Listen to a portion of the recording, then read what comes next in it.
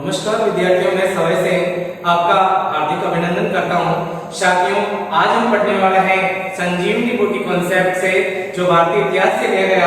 आज का अपना जो चैप्टर है साथियों, यह है मुगलिया सल्तनत, मुगल साम्राज्य। मुगल साम्राज्य के बारे में आज हम पढ़ने वाले हैं। मुगल साम्राज्य जो है, यह साम्राज्य शुरू होता है 1526 ईस्वी से और चलता है 1707 ईस्वी। हालांकि 1707 के आगे भी ये रेगुलर रहता है, लेकिन प्रभावहीन। साथियों, मुगल साम्राज्य में एक बात अपने को जरूर याद रखनी है कि मुगल साम्राज्य में शासक जो है यह बादशाह कहलाता था। सल्तनत काल में शासक सुल्तान कहलाता था। साथियों, मुगल साम्राज्य जो है, इसकी शुरुआत करने जा रहे हैं। मुगल साम्राज्य की समय जो बताया जाता है, इनका शासनकालीन समय यह 1526 से लगाकर 1707 बताया जाता है। साथियों, मुगलों की उत्पत्ति के बारे में विभिन्न इतिहासकारों ने अपने कौन-कौन से मत लिए हैं और किन मत को सबसे ज्यादा सर्वमान्य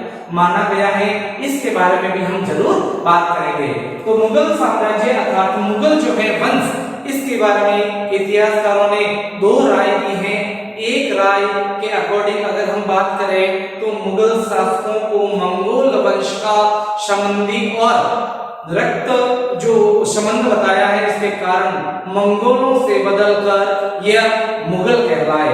दूसरा, इतिहासकारों ने मुगल जो शब्द है, यह शब्द लिया है मोगली से। आपको बताना चाहूंगा साथियों, जंगल बुक जो है, जो जानवरों से संबंधित एक पुस्तक है, उसका जो प्रमुख कैरेक्टर है जिसे मोगली कहा गया है, कई इतिहासकारों ने माना है कि मोगली के वंशज ही मुगल कहलाए। लेकिन सर्वमान्य जो मत है वो मंगोलों से संबंध होने के कारण ये मुगल कहलाए। साथ ही बताना चाहूंगा आपको, यह मंगोल जो है, इनका निवास स्थान आपके मध्य एशिया अर्थात मंगोलिया बताया जाता है। मंगोलिया के रहने वाले थे मंगोल, और मंगोलिया के रहते हुए मैं बताना चाहूंगा साथियों कि मंगोलों का सबसे खतरनाक जो शासक बना है उसका नाम है चंगेज खान। चंगेज खान वह शासक था जिसने चारों दिशाओं के अंदर जीत हासिल की और सबसे ज्यादा मंगोलों के द्वारा जिस क्षेत्र को जीता गया, जिस देश को ज्यादा नुकसान पहुंचाया गया है, उसे चीन के नाम से जाना जाता है। चीन के शासकों ने मंगोलों के आक्रमण से प्रभावित होकर, दुखी होकर चीन के चारों तरफ, जहां पर पहाड़ी इलाका है, the great wall of China, चीन की विशालतम दीवार का निर्माण भी करवाया है। साथ ही बताना चाहूंगा कि मंगोल जो शासक हैं, ये जहां कहीं भी अटैक करते थे, उस पूरे नगर में कुत्ते बिल्लियों को भी जीवित नहीं छोड़ते थे। और कई बार भारतीय इतिहास के अंदर भी एक साक्ष्य देखे गए हैं, जिसके कारण हमें मंगोलों के आक्रमण से बिल्कुल कुछ ही छुटकारा मिल पाया था। और इनके जो खतरनाक अटैक है, इनसे हमें विभिन्न शासकों ने बचाया था। साथियों, मुगल साम्राज्य जो है, यह शुरू करने से पहले हम मुगल साम्राज्य के प्रमुख शासकों के बारे में बात कर लेते हैं कि मुगल साम्राज्य में प्रमुख शासक कौन-कौन से हमें पढ़ने को मिलते हैं। तो सबसे पहले नाम आता है साथियों जहीरुद्दीन बाबर। जहीरुद्दीन बाबर जो है शासक, मुगल साम्राज्य का प्रथम शासक बना और इसने मुगल साम्राज्य का संस्थापक भी माना जाता है। बात अगर इसके कार्यकाल की करें तो 1526 से लगाकर 1530 ईस्वी तक इसका शासनकाल देखने को मिलता है। नंबर 2, दूसरा जो प्रभावशाली शासक होता है, उसे नूरुद्दीन मोहम्मद हुमायूं के नाम से जाना जाता है। नूरुद्दीन मोहम्मद हुमायूं, हुमायूं का अर्थ होता है सौभाग्यशाली। हुमायूं जिसका शासनकाल 1530 से लगाकर 40 ईस्वी तक रेगुलर चला, लेकिन 15 वर्षों के लिए हुमायूं को भारत की सरजमीन से उखाड़कर हमेशा के लिए फेंक दिया गया, जहां 15 वर्षों तक इसे निर्वासित जीवन व्याप्त करना पड़ा। और पुनः 1555 ईस्वी में इसने राजगद्दी हासिल कर ली और 1555 से लगाकर 56 ईस्वी तक शासन किया, मात्र 1 वर्ष। इस दौरान साथियों ये जो समय है इसके दौरान हमें सूर्यवंश के बारे में भी पढ़ने को मिलता है। मैं संक्षिप्त जानकारी आपको सूर्यवंश की देना चाहूंगा। सूर्यवंश जो है इस वंश का संस्थापक बताया जाता है आपके फरीद खान। फरीद खान जिसे शेरशाह सूरी के नाम से जाना जाता है। शेरशाह सूरी जो सूर्यवंश का शासक या संस्थापक बताया जाता है और शेरशाह जो है इसका वास्तविक नाम बताया जाता है फरीद। शेरशाह का वास्तविक नाम फरीद बताया जाता है और ये बिहार का सामंत हुआ करता था। बात करते हैं शेरशाह के गुरु का नाम। शेरशाह के गुरु का नाम बहार खां बताया जाता है। एक बार शेर खां के द्वारा निहत्थे शेर का शिकार करने के कारण गुरु बहार खां द्वारा इन्हें जो उपाधि से अलंकृत किया गया, इसके कारण ये शेरशाह कहलाए थे। शेरशाह सूरी के नाम कोई अगर विशिष्ट ऐतिहासिक जानकारी की बात करें तो शेरशाह ने भूमि मापक एक यंत्र का आविष्कार किया, मापक जिसे गज ए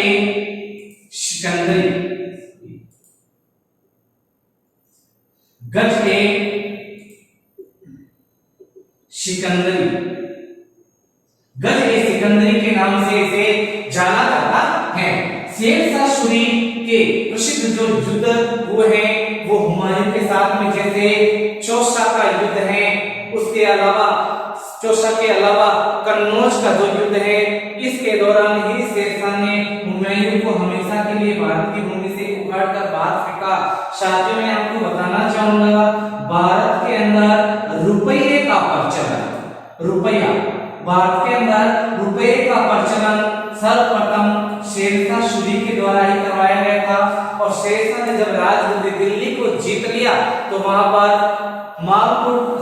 शेरशाह ने दुर्ग भी बनवाया था जिसे पुराने दुर्ग के नाम से जाना जाता। शेरशाह सूरी जो है दिल्ली की सल्तनत जीतने के बाद, दिल्ली को जीतने के बाद में बंगाल की तरफ रोहतास नामक दुर्ग को जीतने गया, जहां पर उक्का नामक प्रक्षेपास्त्र चलाते समय एक चिंगारी आग बारूद में गिरी, जिसके कारण शेरशाह सूरी की मृत्यु हो जाती है। शेरशाह सूरी जो है जब इसकी मृत्यु हो जाती है तो शेरशाह सूरी के बाद में शेरशाह सूरी का बेटा सिकंदर सूरी शासक बनता है। सिकंदर सूरी को हराकर पुनः हुमायूं 1555 ईस्वी में राजगद्दी को हासिल कर लेता है।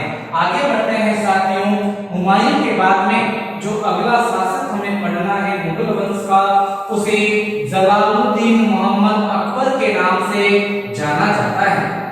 जलालुद्दीन मोहम्मद अकबर जिसका कार्यकाल बताया जाता है 1556 ईस्वी से लगाकर 1605 ईस्वी।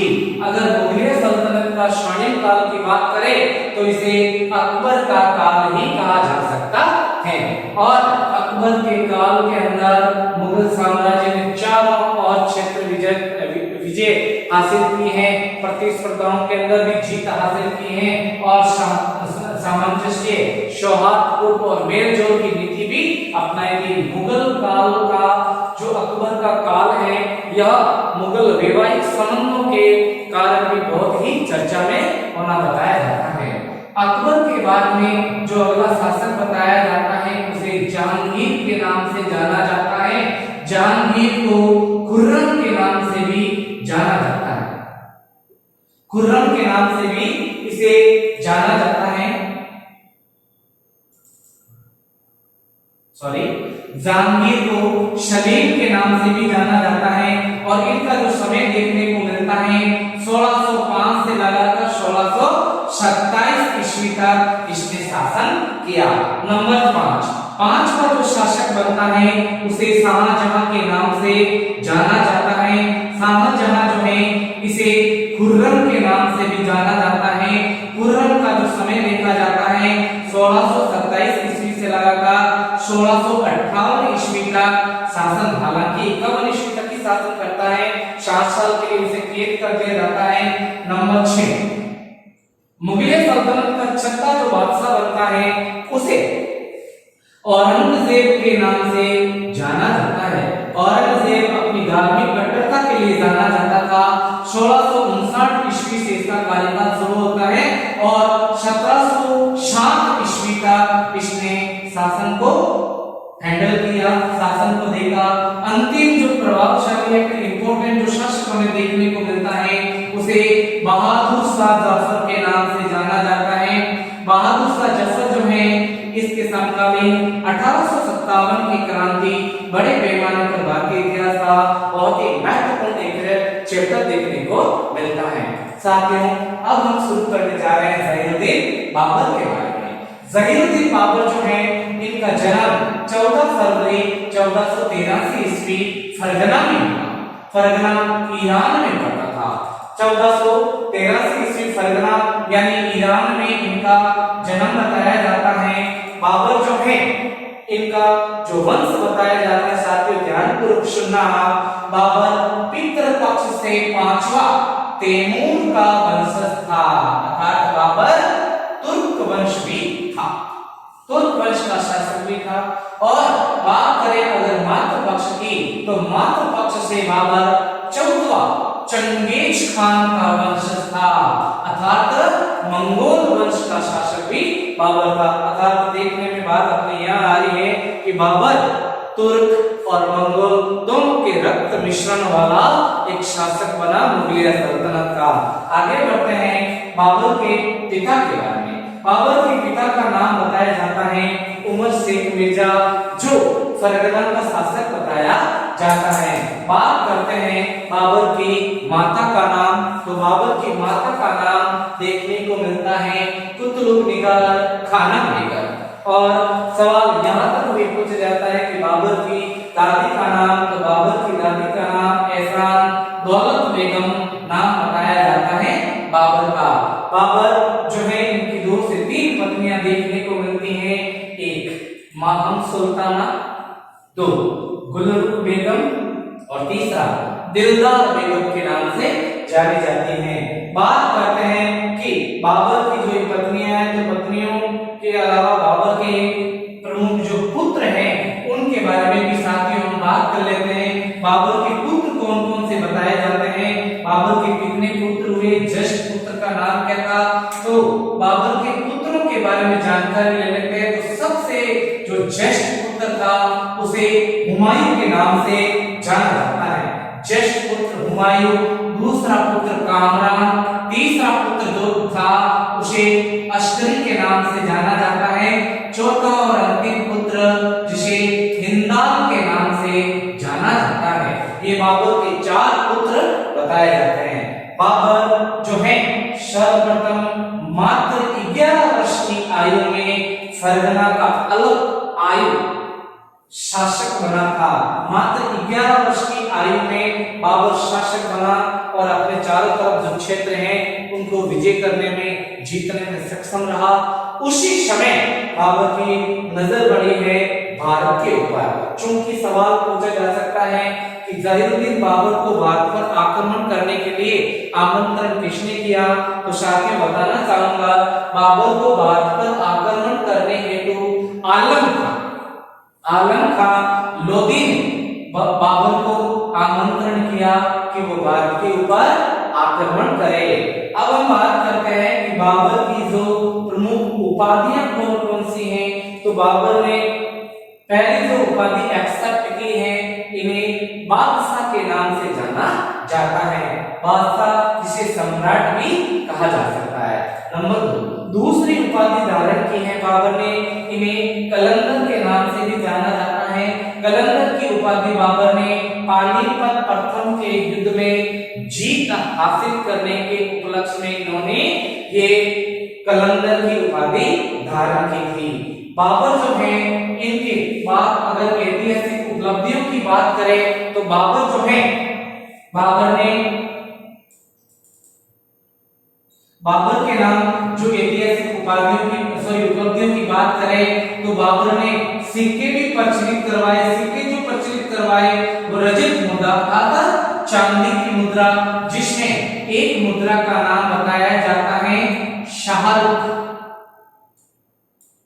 और दूसरी मुद्रा का नाम बताया जाता है निसार। एक मुद्रा का नाम शाहरुख बताया जाता है और दूसरी मुद्रा का नाम बताया जाता है आपके निशान के नाम से इसे दूसरी मुद्रा का नाम बताया जाता है बाबरी।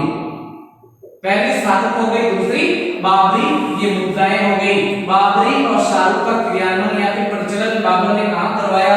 तो शाहरुख और बाबरी दोनों का कांदार और काबुल में सर्वप्रथम ये सिक्के प्रचलित करवाए थे। बात कर लेते हैं बाबर के द्वारा लड़े गए प्रमुख युद्धों के बारे में। तो साथियों, सवाल ज्यादातर युद्धों के बारे में ही पूछे जाते हैं।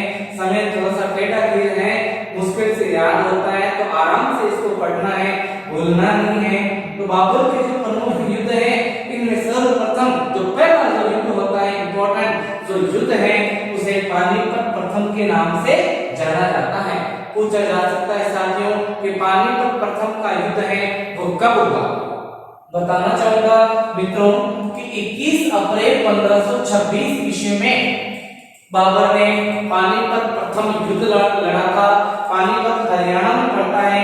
यह जो युद्ध है ये लड़ा गया था इब्राहिम लोदी के समय। इब्राहिम लोदी और बाबर दोनों के बीच में पानीपत के मैदान में ये युद्ध हुआ था।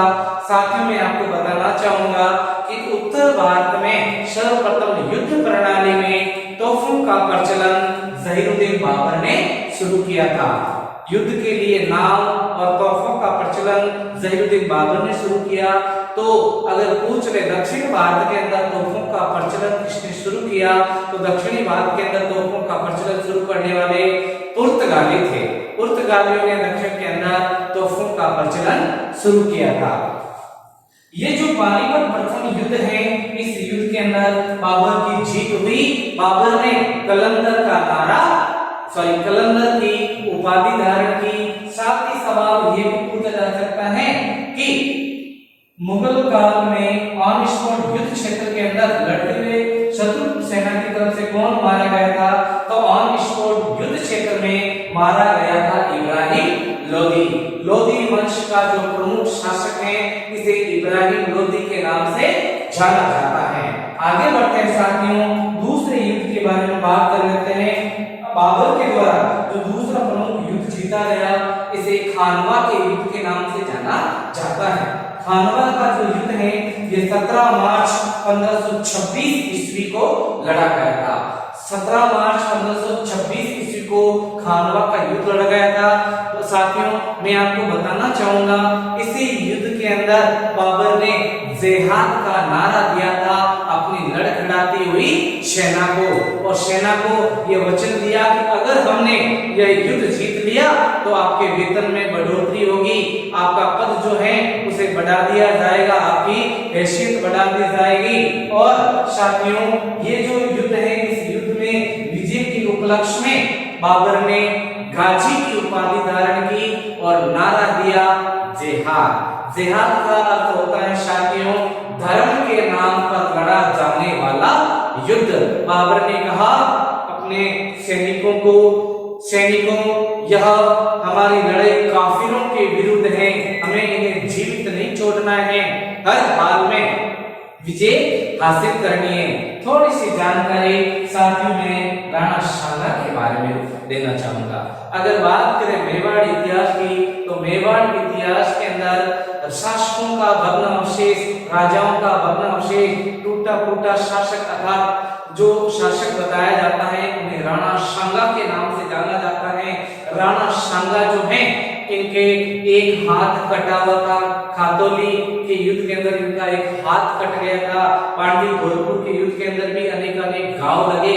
खानवा का जो युद्ध है साथियों, इस युद्ध के अंदर बाबर के शरीर के ऊपर 80 घाव लगे, जिसके कारण बाबर मूर्छित हो गया था। राणा सांगा मूर्छित हो गया था। राणा सांगा के अगर बात करें ऐतिहासिक जानकारी की, तो राणा सांगा वह शासक था जिसके ध्वज तले इस युद्ध में राजस्थान या राजपूताना के 51 सरदारों ने इस युद्ध में राणा सांगा की तरफ से भाग लिया, लेकिन 51 राजपूत राजाओं ने भाग लिया। लेकिन साथियों बताना चाहूंगा एक भी शासक दूसरे शासक को देखना भी पसंद नहीं करता था। इसके कारण आपसी फूट का लाभ उठा ले गए हैं ये मुगल। और इस युद्ध के अंदर निर्णायक जीत हासिल हुई है जहीरुद्दीन बाबर को। राणा सांगा, जिनके पुत्र का नाम भोजराज और उसकी पत्नी का नाम मीराबाई के नाम से जाना जाता है। साथियों, केवल दो लाइनें आपके सामने मीराबाई की रखना चाहूंगा कि अगर बात भक्ति धारा की करें तो मीरा के सम्मान, मीरा के इक्वलाइजर कोई दूसरी भक्ति नहीं बताई जाती है।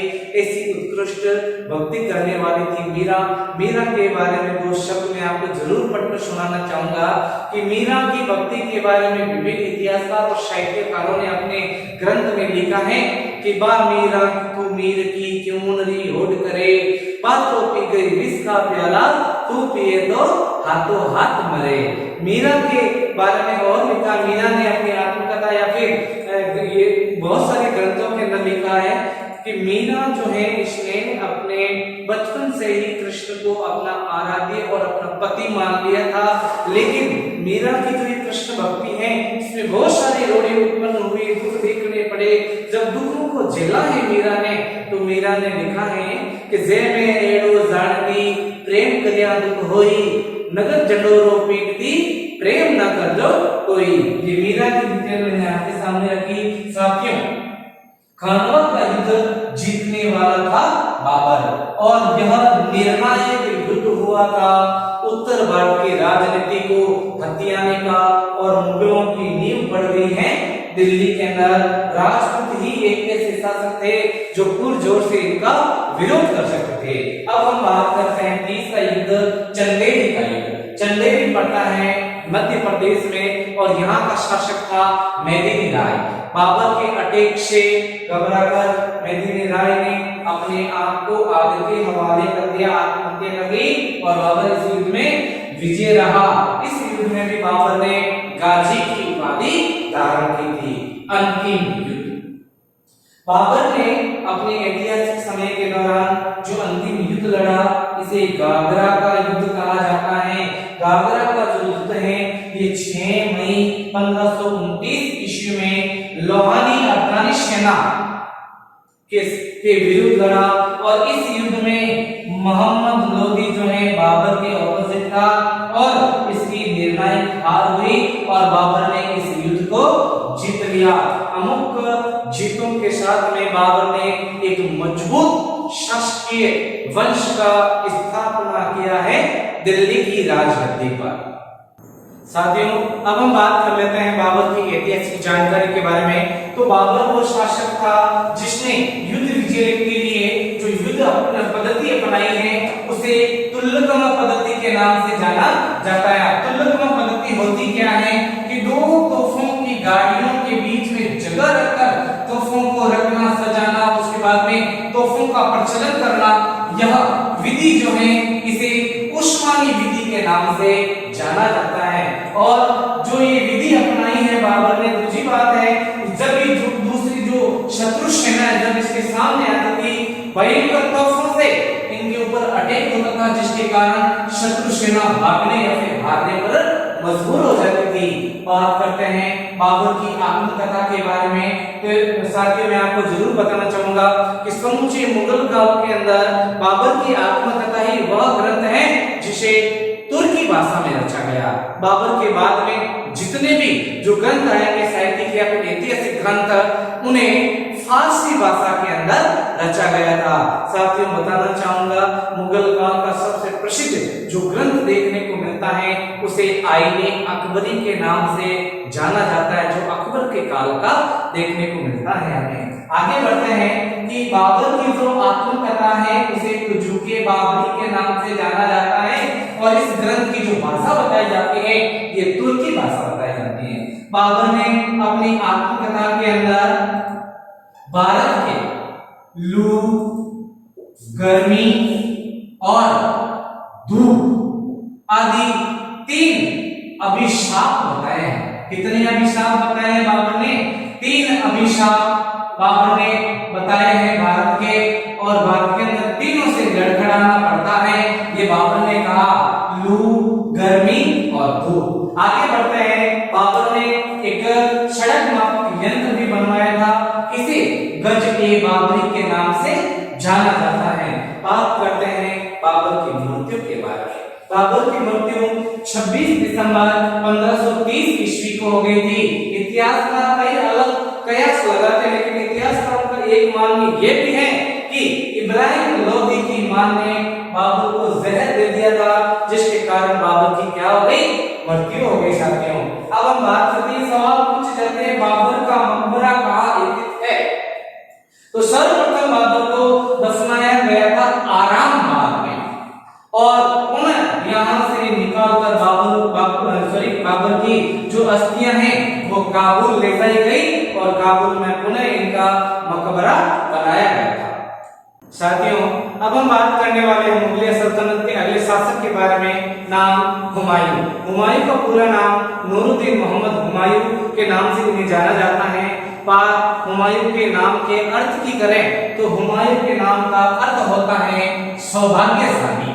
पर हुमायूं के कार्यकाल की करें साथियों तो हुमायूं का जो कार्यकाल देखा जाता है ये 1530 से लगाकर निरंतर 40 वर्षों तक। उसके बाद व्यवधान पड़ा और हुमायूं को देश छोड़कर भागना पड़ा, जान बचाकर भागना पड़ा और 15 वर्षों तक निर्वासित जीवन यापन करना पड़ा।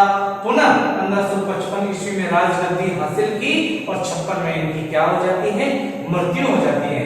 बात करते हैं नूरुद्दीन मोहम्मद हुमायूं जो है इनके जन्म की। तो नूरुद्दीन मोहम्मद हुमायूं का जो जन्म है यह 6 मार्च 1580 ईस्वी को 6 मार्च 1580 ईस्वी को काबुल में इनका जन्म होना बताया जाता है। बात करते हैं इनकी मां का नाम। इनकी मां का नाम बताया जाता है माहम सुल्ताना बेगम। माहम सुल्ताना बेगम इनकी मां का नाम, और इनकी पत्नी का नाम बताया जाता है हमीदा बानो बेगम। साथियों, मैं आपको पुनः एक बार वापस बताना चाहूंगा, जब हुमायूं को शेरशाह सूरी के द्वारा निर्वासित करके आउट ऑफ इंडिया फेंक दिया गया, तो निर्वासित रहते हुए जब ईरान किसी कार्य से ईरान जाना हुआ, ईरान के शासक ने इनको हेल्प देने का वचन दिया, सहायता करने का वचन दिया, तो वही रहते हुए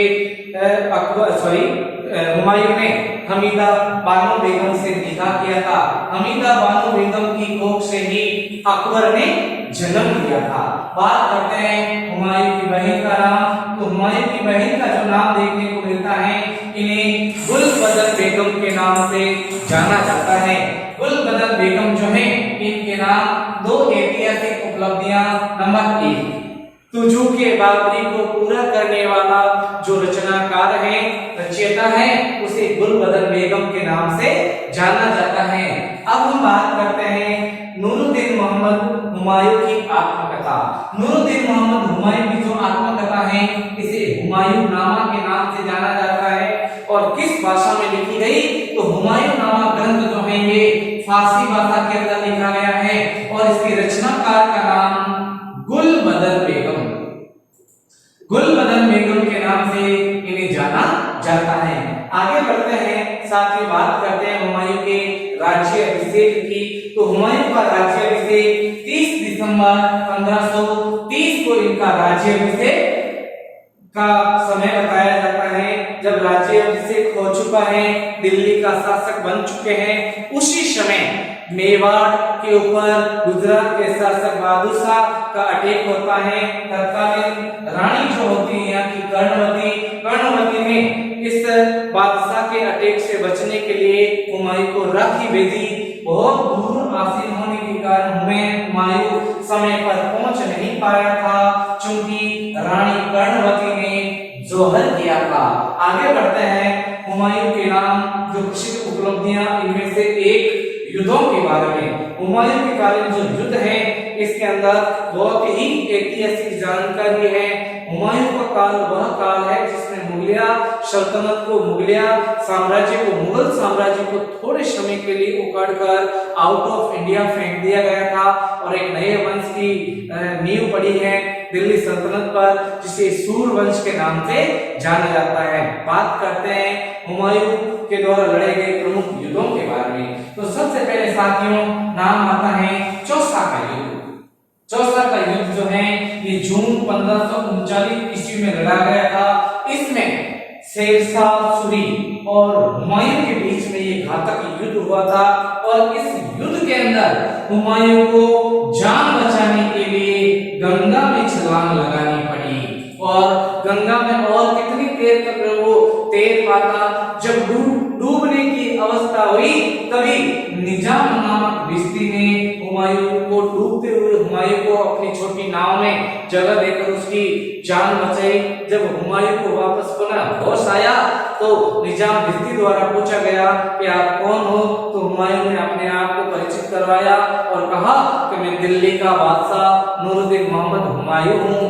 तो बदले में, हेल्प करने के बदले में हुमायूं द्वारा उस निजाम भिश्ती को कुछ मांगने को कहा, तो निजाम भिश्ती ने मजाक के मूड में हुमायूं से एक दिन का शासन काल मांग लिया। तो हुमायूं ने पुनः वापस 1555 ईस्वी में राजगद्दी हासिल की। उस समय निजाम भिश्ती को वापस बुलाकर उसे एक दिन का बादशाह बनाया, जिसके उपरांत निजाम भिश्ती ने भारतीय इतिहास के अंदर एक दिन के लिए प्रचलित चमड़े के सिक्के जारी किए थे। नंबर दूसरा जो युद्ध है इसे कन्नौज का युद्ध कहते हैं।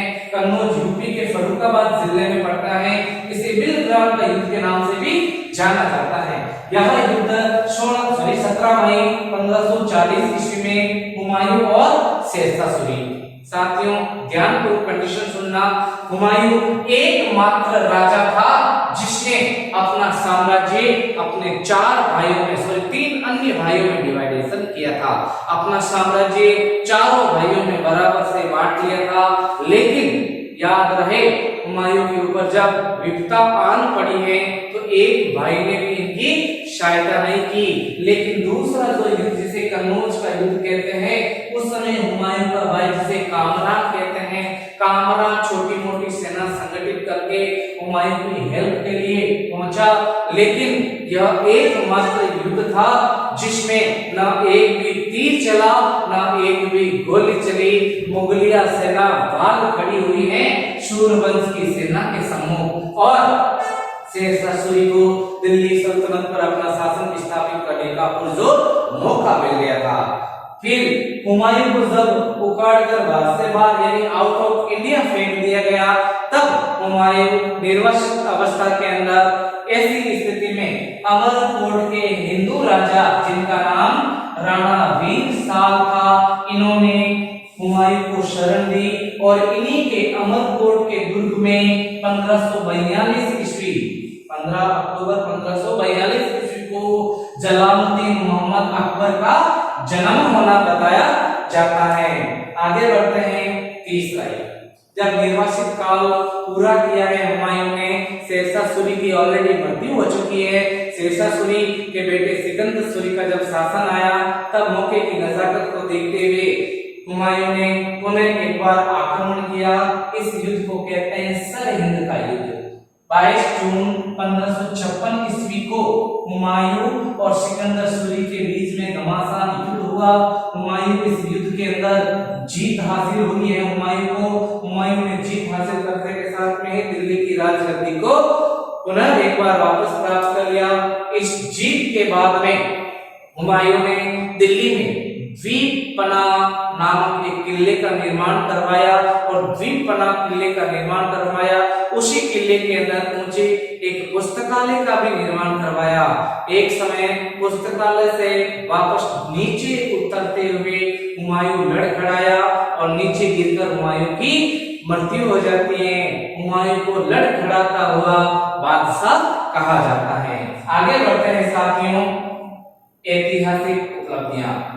नूरुद्दीन मोहम्मद हुमायूं की जो ऐतिहासिक उपलब्धियां हैं, इन नंबर 1, हुमायूं ज्योतिष में विश्वास करता था।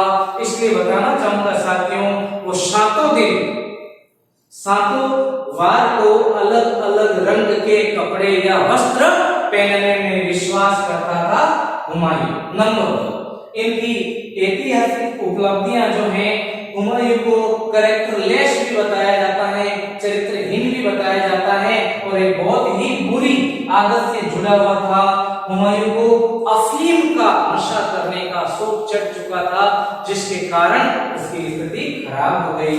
नंबर 3, हुमायूं के शासनकाल में या हुमायूं के शासनकाल को भारतीय चित्रकला का स्वर्णिम युग माना जाता है। हुमायूं के शासनकाल का जो प्रसिद्ध चित्रकार रहा उसे अब्दुल शमद के नाम से जाना जाता है, जिसके प्रसिद्ध ग्रंथ रज़्मानामा के नाम से इसको जाना जाता है। अब हम बात करते हैं कि हुमायूं की मृत्यु। जब द्वीपकला नामक पुस्तकालय से उतरते हुए हुमायूं लड़खड़ाते हुए नीचे गिरा, मृत्यु हो गई। ऐसी अवस्था में 22 जनवरी 1556 ईस्वी को इसकी मृत्यु बताई जाती है।